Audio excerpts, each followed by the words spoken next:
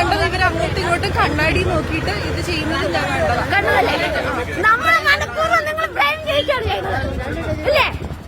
ആ ബസ്സിന് ആളെ ഉണ്ടാക്കി കൊടുത്തു, അതവർ ചെയ്യുന്നേ.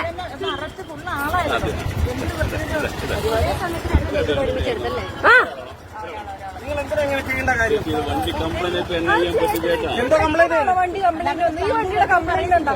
ചേട്ടാ വണ്ടിയുടെ കംപ്ലൈന്റ് പറഞ്ഞേ. ഈ വണ്ടിയുടെ കംപ്ലൈന്റ് പറഞ്ഞേ. ചേട്ടാ ഈ വണ്ടിയുടെ കംപ്ലൈന്റ് അല്ല. ഒരു മിനിറ്റ് പറഞ്ഞില്ലല്ലോ, കംപ്ലൈന്റ് പറ. ചേട്ടാ നിങ്ങൾ മനുഷ്യനെ ബുദ്ധിമുട്ടിക്കാതെ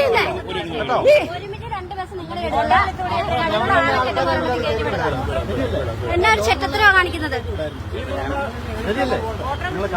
വളരെ മോശം.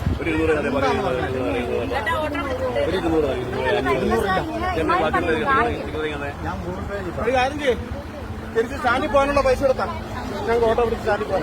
അവിടെ നിൽക്കും, ഞാൻ ഓട്ടോ ഷോട്ട് നിങ്ങൾ വിടാം.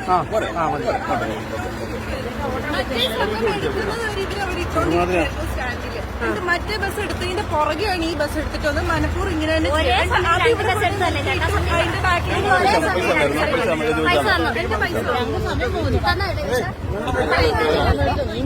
ചേട്ടാ പൈസ തന്നില്ല. എനിക്ക്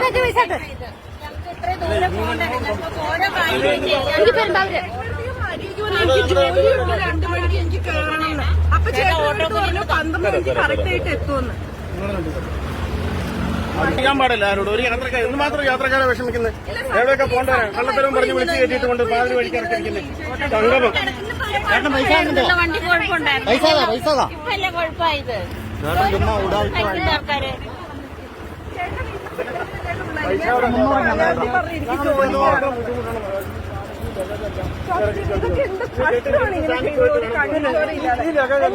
ആ സ്റ്റാൻഡിലുള്ളവരെ മൊത്തം വണ്ടിക്കകത്തോട്ട് കയറ്റും.